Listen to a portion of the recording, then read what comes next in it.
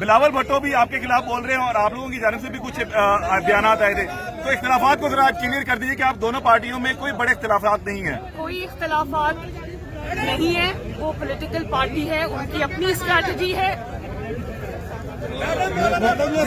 जी madam, उनकी अपनी strategy है, हमारी अपनी स्ट्रैटेजी है।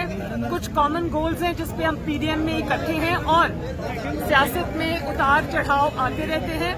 बिलावल से मेरा एक अच्छा ताल्लुक है और मैं नवाज शरीफ की बेटी हूँ।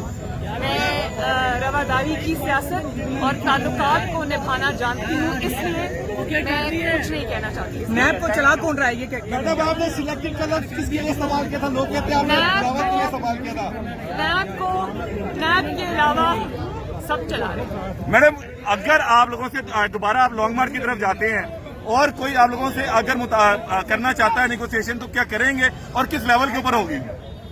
मैं आपका सवाल समझी नहीं। दोबारा एस्टेब्लिशमेंट से, अगर एस्टेब्लिशमेंट से कोई रब्ता करता है आप लोगों से तहरीक को रोकने के लिए, तो किस हवाले से आप लोग करेंगे? तमाम पीडीएम के प्लेटफॉर्म से या इंडिविजुअल? ये आई थिंक ये रेलेवेंट क्वेश्चन नहीं है। पीडीएम अपना लाया अमल खुद तय करेगी, आगे कैसे बढ़ना है खुद तय करेगी, इसमें और किसी का अमल दखल नहीं है। वो आवाम की तवक्कुआत के मुताबिक फैसला। इमरान खान जा रहे हैं कि नहीं जा रहे? Thank you madam. अगर इमरान खान घर ना जा रहा होता तो मरियम नवाज को नैब बुलाने की जरूरत न पड़ती। Thank you. आप समझिए कि इमरान खान 5 साल पूरे करेगा। और बात यह है कि शायद तारीख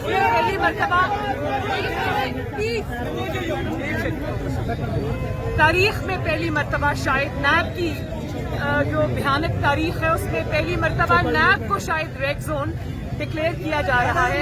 इसी से पता चलता है कि एक निहत्ती औरत का कितना खौफ है, नवाज शरीफ का कितना खौफ है, अवाम का कितना खौफ है, और उस खौफ से ये थर थर कांप रहे हैं और पूरे को इलाके को रेड जोन डिक्लेयर कर दिया। बात यह है कि पहले मुझे नैब में बुलाया, नैब के ऑफिस के सामने खड़े होकर मुझ पर कातिलाना हमला किया, लेजर गन से मेरी गाड़ी पर फायर किया, मेरे पे पथराव हुआ, पूरी दुनिया ने वो वीडियोस देखी। और अब नैब में मुझे बुलाया और उसको रेड जोन डिक्लेयर कर दिया। तो यहीं से पता चल रहा है कि कौन खौफ में और कौन घर जा रहा है। Thank you madam, thank you madam, thank you. मुझे इसका इल्म नहीं है, मैंने किसी को पर्सनली इनवाइट नहीं किया। जो मौलाना फजल रहमान साहब का शुक्रिया अदा करती हूँ कि इन्होंने इज़हार यकजहती किया और कहा कि पीडीएम जमातें जो है वो शामिल होंगी मेरे साथ इज़हार यकजहती के लिए। मैं उनका शुक्रिया अदा करती हूँ।